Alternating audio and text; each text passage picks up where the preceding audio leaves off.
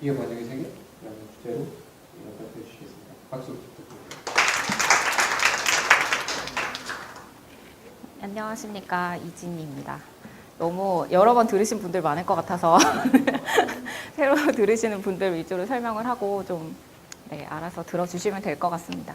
제가 지금 하고 있는 일이 로자미아에서 번역을 맡고 있어요. 근데 로자미아 팀이 저희가 기본적으로 AI 기반, 딥러닝, 머신러닝 하는 팀이기 때문에 제가 말하는 그 기계 번역도 단순한 번역이라고 한다기보다는 인공신경망 기계 번역이라는 거에 대해서 업무를 하고 있고, 오늘 발표는 제가 하지만 한 요 팀이 작년 9월 정도부터 번역에 대해서 대파랑 둘이 시작을 했다가 지금 셀리, 미키 이렇게 추가돼서 현재 4명 정도 작업을 하고 있는 그 결과물에 대해서 설명하겠습니다. 근데 쇼케이스 기준으로 한다기보다는 요 발표 자료가 제가 그 GS에 저희 팀 발표 갔을 때 썼던 자료예요. 그래서 기계 번역이든 머신러닝에 대한 개념이 전혀 없으신 분들도 있을 수 있어서 그런 기본적인 개념 설명 앞에 좀 하고, 뒤에는 저희가 하는 일을 자세히 설명한다기보다 좀 이렇게 같이 공감할 수 있을 만한 어떤 문제가 있어서 그런 걸 어떻게 해결했다 이런 주의로 좀 설명하려고 합니다. 제목은 제가 그냥 뻔한 제목, 인공신경망 기계 번역의 세계라고 뽑아봤어요. 그래서 제 목차인데요. 처음에는 왜 로자미아에서 도대체 번역이라는 걸 하게 됐는가 간단히 말씀드리려고 하고, 두 번째는 그럼 제가 굳이 인공신경망이라는 기계 번역이라고 붙여놨는데 그 이전의 기계 번역은 뭐였고 어떤 점이 다른가, 이런 꼭지 하나 뽑아봤고, 세 번째는 실제로 이제 저희가 딥러닝도 모르고 가방끈도 짧고 한 상태에서 번역 모델을 어떻게 생성하게 되었는가에 대해서 설명드리고, 마지막은 현재 실제 DEP에 올라갈 수 있는 번역 서비스를 목표로 하고 있는 저희들에 대해서 얘기 간단히 드리려고 합니다.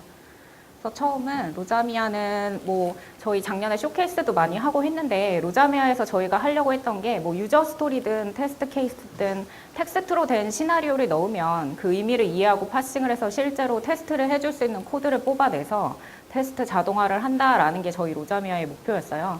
그래서 그 당시에 팀이 꾸려졌을 때 제가 처음에 했던 일은 그 앞부분 NLU 처리를 하는 유저 스토리를 이해해서 필요한 인텐트와 엔티티를 구분하기 위해서 언어를 학습시키는 일을 하고 있었어요. 그래서 저 인텐트와 엔티티가 쉽게 뭐냐면, 예를 들어 저희가 버튼을 클릭한다 이런 의미면 어떤 행위를 하는지에 대한 클릭을 한다는 거를 인텐트라고 이해하시면 될 것 같고, 그럼 뭘 클릭을 하냐 그랬을 때 버튼이라는 게 엔티티가 되는 그런 것들을, 의미적인 거를 그 자연어를 파싱을 해서 학습을 시켜서 행위를 하게 만드는 그 작업을 하고 있었는데, 그러다 보니 역시나 모든 자연어 처리하신 분들이 그렇겠지만 한국어를 처리하는 거에 대한 고민을 되게 많이 하게 돼요. 당연히 저희만 쓰는 언어이기 때문에 레퍼런스도 많지 않고 모든 것들이 좀 영어에 맞춰서 돼 있는 부분들이 맞는다거나, 요새는 이제 중국 쪽에서도 많이 해서 중국어 자료가 많다거나 이렇지만 저희에 대한 그런 것들이 없어서, 한국어에 대한 게 없어서 고민을 많이 했었고, 그때 이제 유저 스토리를 번역을 해서 번역이라는 거를 이런 식으로 써서 이해할 수 있다면 이런 아이디어가 많이 나왔었고, 해서 작년 9월 한 중순서부터 좀 로자미아의 첫 번째 사이드 프로젝트로 번역을 저희가 시작을 하게 됐었습니다. 그리고 약간 오프 더 레코드긴 하지만 살짝 이제 또 실장님의 그 빅픽처로 밀어주시는 부분들도 있고 해서 번역을 저희가 좀 급하게 시작을 해서 진행을 해왔습니다.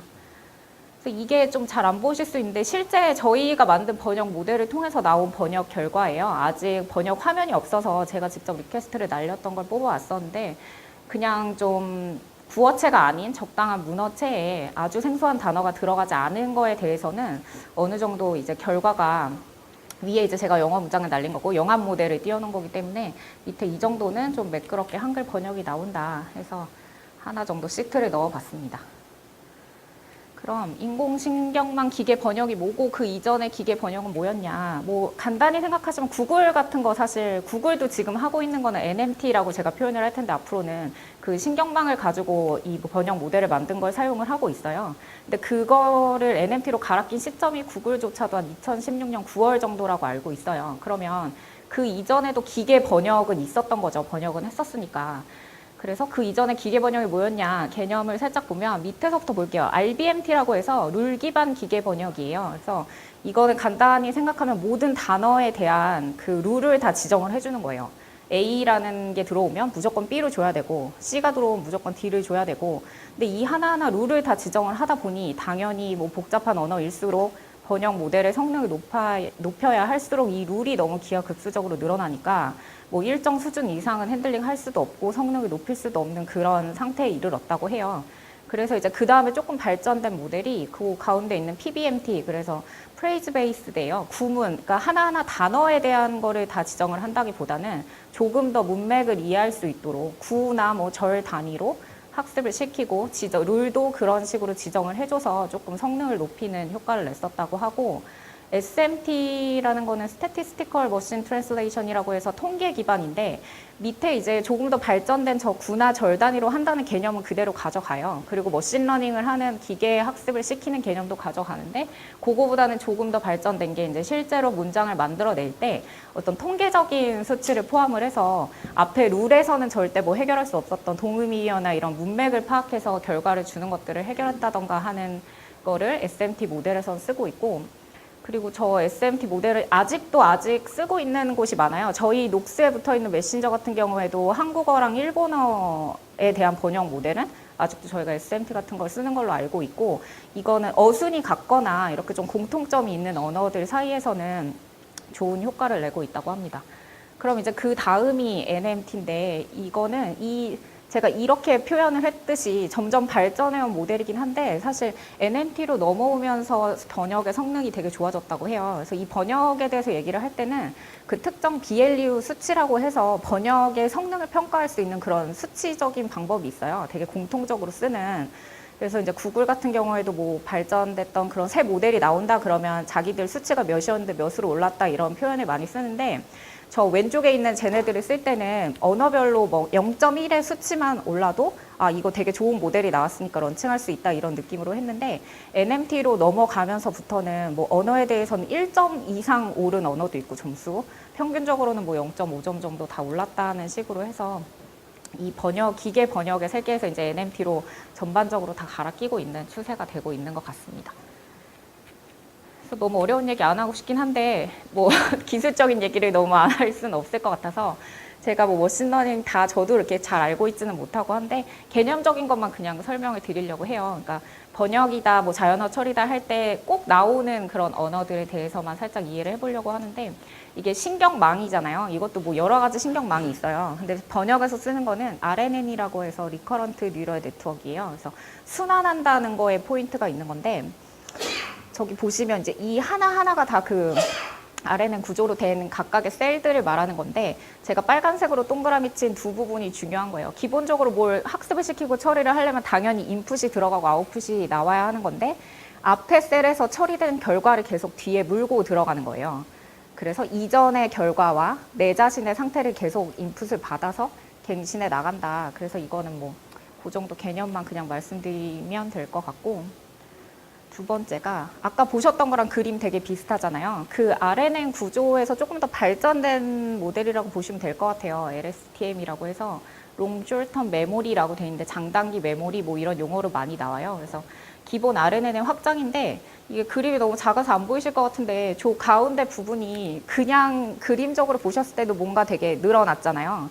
그래서 저기에 늘어난 부분이 아까처럼 그냥 단순히 앞에 거를 받는다 이건 아니고 입출력과 기억을 조절하는 게이트가 추가가 되는데, 저도 이게 뭐 머신러닝이나 이 셀에서 일어나는 일을 약간 저희가 블랙박스라고 표현을 하잖아요. 다 이해를 할 수는 없지만 재밌는 게 진짜 사람의 이 뇌 구조처럼 그 기억을 담당하는 게이트라는 게 이 영어로도 아마 포겟 게이트라고 말하는 것 같은데, 앞에서부터 물고 오는 그 정보의 양이 많아지기 때문에 어느 순간 이거를 0으로 놓고 다 지우고 갈 건지, 내가 0에서 1 사이의 숫자로 조절이 되는 건데 뭐 1로 나서 이걸 다 가져가는 건지를 순간순간 판단을 해서 최종적인 결과에 처리하는 결과에 가장 좋은 결과를 어떻게 내는지에 대해서 처리할 수 있는 그 부분이 추가된 게 이 LSTM이라고 보시면 될 것 같아요. 그리고 인코더랑 디코더라는 용어를 많이 쓰게 되는데, 인코더는 저희가 뭐 영한이다 그러면 영어 문장을 넣잖아요. 그 넣는 영어 문장을 어떤 문장 벡터로 변환하는 신경망이다. 그럼 거꾸로 디코더다 그러면 그 바꿔놓은 문장 벡터에서 언어 문장을 생성을 해내는 신경망이에요. 그래서 요 밑에 이거는 사실 뭐 인코더 디코더 설명이라기보다는 이것도 2014년에 구글에서 나온 시퀀스 투 시퀀스 모델이라고 이 자연어 문장을 처리하는 그 모델에 대한 그림을 제가 그냥 이해를 돕기 위해 가져왔는데, 왼쪽에 인풋이 들어가는 저 ABC 들어가는 그 부분을 인코더라고 보시면 될 것 같고, 오른쪽에 윗부분에 아웃풋이 나오는 그 부분은 디코더라고 보시면 될 것 같아요. 그래서 이게 문장 벡터로 변환한다는 말이 뒤에 임베딩에 대해서 약간 나오기도 하는데, 저희는 언어를 처리하지만 사실 기계한테 학습을 시키려면 숫자 데이터로 다 변환이 돼야 되잖아요. 이 문자나 이런 단어들이 다 수치화가 되고 뭐 어떤 거리적인 개념도 가져가고 그걸 다 이제 수치화로 바꿔서 벡터가 이제 거리값을 가진 그 수학의 벡터 개념을 생각하시면 돼요. 그래서 특정 몇 차원 공간 안에 이 단어들을 어떻게 배치를 할 것인지 이게 약간 이제 기본 자연어 처리할 때는 개념으로 들어가게 됩니다. 그래서 이게 실제로 구글에서 쓰는 그 GNMT 모델에 대한 그 그림 자료예요. 그래서 여태까지 본 거를 설명한 이유는 그냥 이 그림을 다 나타낼 수 있는, 그래서 인코더, 왼쪽 보면 인코더에 대한 걔네들, 오른쪽을 보면 디코더, 그리고 가운데 어텐션 개념이 추가가 되긴 했는데, 그림만 보셔도 앞에 제가 설명드렸던 그 하나하나의 LSTM 셀이 저 네모난 박스를 그 의미하는 거고, 각각의 그 아래는 레이어가 있어서 얘네들이 이제 8개까지 가져간다고 해요. 8레이어를 갖고 있는 이런 여러 가지 레이어의 구조를 갖고 있어서 왼쪽으로 이제 그 번역할 문장이 들어가면 처리되는 부분이 왼쪽 부분, 오른쪽이 다시 그거서부터 번역되어 나오는 문장이 생성되는 거를 말하는 거고, 어텐션은 뭐 개념만 살짝 말씀드리면 이게 그러니까 정보를 처리하는 셀들이 많아지게 되면 뭐 중간에 정보가 유실되는 경우도 많고 당연히 길이가 길어지니까 좀 그런 것들을 처리하기 위해서 번역되어 나오는 문장을 만들어낼 때 중간중간 입력값을 다시 약간 엿보게 해주는 그런 개념이라고만 그냥 생각하고 넘어가시면 될 것 같습니다. 그래서 저희가 지금 하는 것도 이게 약간 구글 거를 가져다 쓰긴 했지만 되게 기본 구조예요. 번역에서 많이 쓰고 있는. 그래서 저희가 사용하고 있는 것도 이 개념을 동일하게 해서 모델을 만든다고 생각하시면 될 것 같습니다.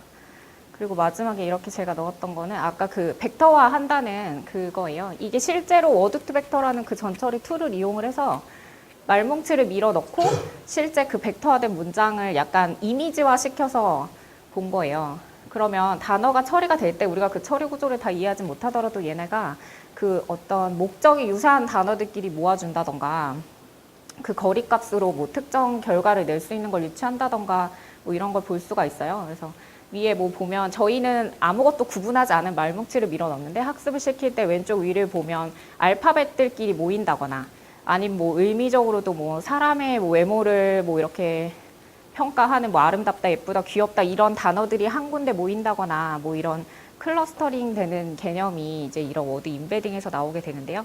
기본적으로 이제 자연어를 처리를 하는 쪽에서는 다 이런 식으로 저희가 학습시킨 문장들을 숫자, 이게 이제 실제 여기는 단어로 이미지화를 시켜놨지만 쟤네가 이제 각각의 다 하나의 숫자들이에요. 그래서 걔네를 갖고 이제 다시 만들어내는 그런 개념을 기본적으로 사용하고 있습니다.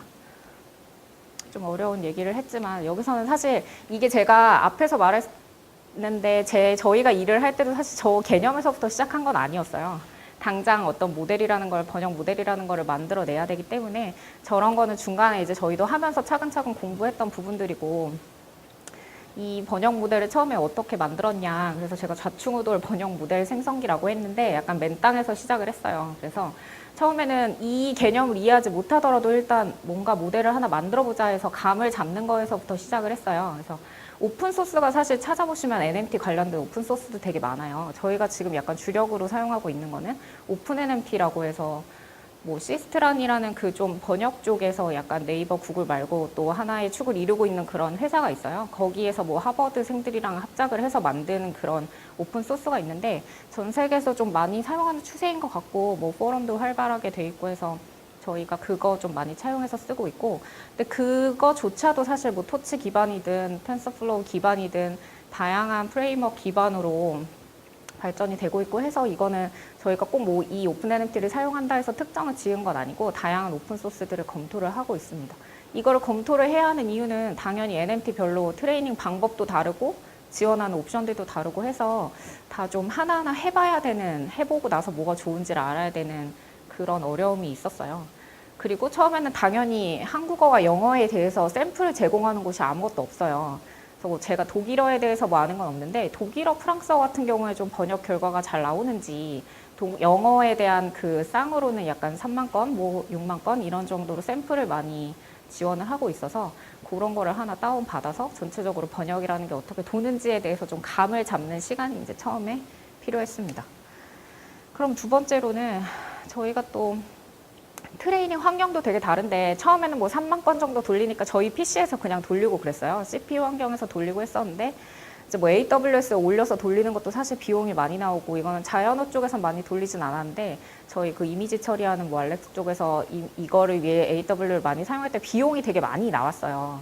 그래서 매달 이런 비용을 다 뭐 청구해서 쓰기보다는 차라리 PC를 맞춰서 쓰자 해서 지금 로자미아에서는 GPU 환경 지원되는 PC가 3개가 있어요, 저희. 그래서 한 대당 그 저희 1080 Ti라고 말하는 그거 2개씩 껴있는 그 PC를 업무별로 하나씩 가지고 있어서 실제 그 환경에서 지금은 돌리고 있습니다.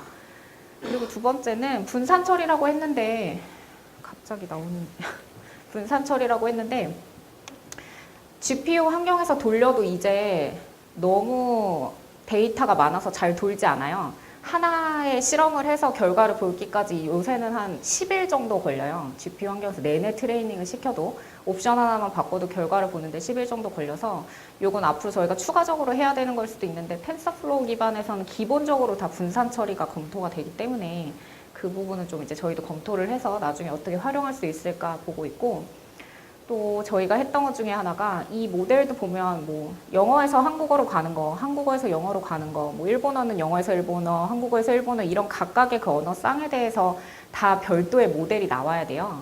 근데 이거를 또 하나로 만들 수 있는 그런 걸 지원하는 기능이 있어요. 그래서 모델 하나만 띄워놔도 그 안에서 다 영어, 한국어, 한국어에서 영어 이런 것들이 다 지원되는 게 있는데 이거는 사실 저희가 해보고도 그렇게 큰 장점을 못 느꼈던 거는 약간 원래 이게 만들어진 것 자체가 같은 알파벳을 좀 공유하는 언어들 사이에서 효과를 많이 봤다고 해요. 그러니까 뭐 A, B, C, D 이런 알파벳을 공유하는 단어들은 비슷한 단어들도 많고 하니까 그걸 뭐 일일이 다 지정해주지 않아도 서로의 언어쌍에 대해서 좀 영향을 받아서 좋은 성능을 낼 수 있다 이런 게 있는데 현재로서는 이거는 저희는 다 각 언어쌍별로 각각 가는 걸로 해서 별도의 모델을 만들고 있습니다. 그리고 앙상블 모델이라는 것도 나오는데 이 앙상블이라는 개념도 번역에서만 나오는 개념은 아니고요. 머신러닝에서 볼 때 저희가 모든 결과를 낼 때 약간 확률에 대한 그런 결과를 내는데 전체 통으로 된 그 확률에 대한 결과를 갖고 판단을 한다기보다는 그 번역에 놓고 설명을 해보면 번역되는 문장을 만들어내는 그 중간중간 과정을 다 확률로 계산을 해서 가장 최고의 모델을 만들어낸다. 뭐 이 정도로만 저거는 이해하시면 될 것 같습니다. 두 번째로는 어쨌든 이제 모델이 좀 어떻게 생성되는지를 이쯤 이해한 거예요. 그럼 이제 그 다음에 할 거는 결국 사실 데이터 싸움이에요. 그래서 번역을 하려면 데이터가 이렇게 생긴 데이터가 필요해요. 그러니까 각 언어쌍, 소스 언어, 타겟 언어 저희가 이렇게 말하는데 각 언어쌍에 대한 병렬 말뭉치가 필요해요. 근데 여기서 제일 중요한 건 물론 이 데이터 자체가 되게 잘된 번역이라는 데이터도 중요하지만 이 줄이 잘 맞아야 돼요. 기계가 파일을 그냥 쫙 읽고 들어갈 때 여기에서 1번인 거랑 여기에서 1번이 같은 문장이다 이렇게 하니까 저희가 데이터를 만들 때 가장 처음에 신경 써야 하는 부분이 이 라인이 틀어지면 안 되는 거예요. 이 얼라인이 하나라도 틀어지게 되면 기계가 이제 잘못 학습을 하게 되는 거잖아요. 그래서 이거는 진짜 초기에 저희가 정말 삽질을 많이 한 부분인데 할 수 없이 약간 사람의 그 근면성이 들어갈 수밖에 없는 작업이기도 해요. 그래서 실제적으로 뭐 줄 라인을 체크하기도 하고 뭐 샘플링해서 체크하기도 해서 처음에 저희가 뭐 몇만 건 이렇게 할 때는 실제로 그 몇만 건에서 눈으로 한 번씩 훑어보고 뭐 이렇게 데이터를 넣었을 정도로 그 이제 라인에 맞추는 게 되게 중요하고 밸리데이션 셋도 이제 이런 형태로 같이 필요해요. 이 밸리데이션 셋도 뭐 번역에서만 나오는 개념은 아니고 트레이닝을 시킬 때 중간중간 약간 테스트 셋을 가지고 있어서 모델을 트레이닝 시키는 중간중간에 이제 그런 것들을 다 조절하는 개념이 들어가거든요. 그래서 같은 형태의 밸리데이션 셋까지 필요해서 그러니까 저희 같은 경우에는 영어, 한국어에 대해서 시킨다 그러면 이런 데이터의 쌍이 4개의 파일이 이제 쌍을 이뤄서 나와야 되는 경우죠. 그러고 아까 뭐 잠깐 앞에서 구글 스코어 말할 때 말씀을 드렸는데 정량적인 스코어를 또 BLEU 셋을 측정을 하려면 그거를 위한 또 데이터 셋도 별도로 필요해요. 그래서 거의 뭔가를 해보고 결과를 낼 때 가장 많이 해야 되는 부분이 이 데이터 싸움이다. 그래서 처음에 제가 3만 건 갖고 시작했다고 했잖아요. 그래서 한글, 영어도 한 3만 건을 모아봤어요. 절대 안 나와요. 아무것도 안 나와요. 그때 이제 10만 건을 또 모아봤어요. 안 나와요. 뭐 볼 수가 없어요. 아무것도. 그래서 한 100만 건 정도 데이터가 됐을 때 정말 간단한 예문들이 번역이 되기 시작했어요. 제가 간단하다고 말하는 건 진짜 간단한 거 있잖아요. 뭐 This is a test라던가 Hello World 같은 우리 그런 애들 결과가 나오기 시작한 게 사실 100만 건 데이터 정도 돌렸을 때였어요. 여기까지 가는 과정이 저 공백으로 제가 표현한 것처럼 정말 대파와 저의 엄청난 삽질이 들어갔던 그런 부분인데 그래서 지금은 뭘 갖고 하냐. 그래서 지금은 일단 데이터 건수로는 이제 많이 정제가 됐다는 가정하에 한 300만 건? 정제라고 말하는 부분은 뭐 중복되는 부분도 없고 좀 비문 같은 거 들어가지 않고 그런 결과로 300만 건 정도의 데이터로 모델을 생성하니까 아까 앞에서 보여드렸던 그런 정도의 번역은 좀 결과가 나온다. 그래서 데이터 싸움이라고 제가 표현한 것처럼 사실 정형화되어 있지 않은 그런 데이터들이 이게 모든 게 뭐 번역처럼 이렇게 예쁘게 1대1로 나올 수가 없잖아요. 아까 말씀드린 것처럼 그 1대1로 나와야 되는 단어가 되게 중요하기 때문에 그런 거를 좀 수집을 하고 저희가 필요한 형태로 가공을 하고 하는 거에만 해도 좀 많은 노력이 필요해요. 그래서 저 밑에 적혀있는 수집하고 중복 제거하고 정제하고 적용을 하는 이 작업은 아마 이 서비스를 누가 하든 간에 계속 좀 해야 하는 그런 작업일 수도 있을 것 같습니다. 그래서 일단은 여기까지 해서 결과가 나왔다. 그런 거고 이게 이제 중간중간 사실 넘었던 허들이 되게 많은데 그런 걸 뭐 다 공유하는 건 별 의미가 없을 것 같고 제가 이제 GSL 갔을 때는 사람들의 그나마 공감을 받을 수 있는 포인트는 한글 처리 정도밖에 없을 것 같아서 그 한글에 대해서 별도 처리했던 거를 몇 개 그냥 뽑아봤어요. 보면 저희도 이 번역 같은 거 뭐 자연어 처리를 할 때 이런 토큰이라는 단어가 되게 많이 나와요. 그러니까 어떤 우리로 쉽게 생각하면 저희 언어는 기본적으로 토크나이즈가 돼 있는 언어예요. 왜냐하면 띄어쓰기가 있잖아요. 띄어쓰기가 있어서 이제 별 처리 없이 해도 될 거라고 생각을 했어요. 처음에 순수한 마음으로는. 근데 이 토크나이제이션이라는 것 자체가 한글의 띄어쓰기가 사실 의미적인 토큰의 단위랑은 정확히 맞지가 않는 거예요. 영어랑은 다른 거예요. 예를 들어 뭐 사과입니다 하면 저희는 중간에 띄어쓰기가 없으면 그건 하나의 토큰이 되지만 사실 사과는 사과인 거고 이다라는 동사는 따로 분리가 돼야 되는 거잖아요. 그래서 그 부분을 해결하기 위해서 형태소 분석이라는 걸 하고 있어요. 그래서 이것도 이제 형태소 분석을 하는 다양한 분석기가 되게 많아요. 그 일본에서 많이 쓰는 미캡이라는 거를 한국어 버전으로 만들어 놓은 미캡 코리아 버전, 뭐 운전한입이라는 곳에서 만들었다는데 그걸 많이 쓰기도 하고 뭐 트위터 분석기도 있고 다양한 그런 분석기들의 좀 특징이 있어서 그런 걸 검토하는 부분이 있고 그러면 아까 앞에서 보여드렸던 그 파일의 세트를 각각 다 형태소 분석이 된 상태로 만들어서 트레이닝을 시키게 되는 거예요, 저희가. 뒤에 예시를 살짝 넣어놨는데 영어 같은 경우에는 아까 말씀드렸던 것처럼 띄어쓰기의 단위가 의미라고 볼 수 있기 때문에 저희가 기호에 대한 처리 말고는 특별히 할 게 없어요. 근데 한글 같은 경우에는 저거 이렇게 빨간 표시해 놓은 것처럼 이것과 뭐 은을 구분을 해준다거나 파일과 입니다를 구분을 해준다거나 해서 그 각각의 다 형태소 분석이 된 상태로 트레이닝을 시켜서 이제 이게 들어가게 되고 이거를 하고 나서 저희가 이제 성능의 향상을 많이 봤어요. 이제 그때 그 깨달은 거죠. 한글의 그 토큰의 의미가 영어에서 말하는 토큰의 의미가 아니구나. 그래서 하나의 산을 넘었는데 이렇게 트레이닝을 시키고 나니 그 다음은 이 생각을 못한 거죠. 번역 결과가 잘라져서 나와요. 영한 모델을 넣었을 때 당연히 제가 잘라서 트레이닝을 시켰으니까 저한테 그 내보낼 때도 아까처럼 이것 띄고 은 띄고 파일 띄고 이런 식으로 떼서 나오는 경우가 생기는 거예요. 그러면 붙여줘야 되잖아요. 붙여주는 것도 사실 쉽지도 않고 그 아까 말한 여러 가지 형태소 분석기 중에 붙여주는 기능을 하는 것도 있어요. 뭐 트위터 형태소 분석기 같은 경우에는 자동으로 디토크나이즈 기능을 갖고 있는데 또 이제 그 한국어의 의미적인 저희가 가장 많이 쓰는 대표적인 예제 아버지가 방에 들어가시는지 아버지가 가방에 들어가시는지를 알 수 없는 그런 것들이 되게 확률적으로 디토큰이 되기 때문에 처리할 수 없던 부분이 있어서 이거는 저희가 이제 약간 응용을 했던 부분이 형태소 분석을 할 때 그 제가 형태소 분석기로 띈 부분의 특정 어노테이션 기호 같은 절대 사람이라면 쓰지 않을 것 같은 그런 유니코드 기호 같은 거를 넣어서 트레이닝을 시키고 그럼 결과가 나올 때 그 기호가 잡히면 그 기호에 대해서는 저희가 붙여도 된다는 의미로 받아들이고 하게 되는 거예요. 그래서 이것도 예제인데 보면 저 이제 빨간 이렇게 뭐라고 하죠? 저 화살표 같은 저 모양으로 제가 표시했는데 사실 저희가 쓰는 기호는 저거는 아니에요. 이건 제가 의미적으로 그냥 설명을 하려고 넣은 건데 실제로 이제 이것들을 다 넣은 채로 트레이닝 시키고 그런 문장이 나올 때도 당연히 이 기호가 붙어서 나올 거잖아요. 제가 학습을 그렇게 시켰으니까. 그래서 그 부분에 대해서는 기호를 없애고 띄어쓰기를 붙여서 문장을 만들어주는 그런 처리를 저희가 별도로 하고 있습니다. 그래서 이게 뭐 완성이 아니고 이쯤 되니까 이제 좀 누구한테 번역이 약간 돼요 라고 말할 수 있는 가능성이 보이는 정도가 됐어요. 그래서 앞으로 넘을 사는 되게 많고 저희가 번역 서비스라고 말하지만 여기 계신 분들이 다 잘 아시겠지만 뭐 좀 결과를 보는 것과 실제 서비스를 만드는 거랑은 되게 간극이 클 수가 있는데 어쨌든 저희의 목표는 좀 번역 서비스를 만드는 데까지 해 나가려고 합니다.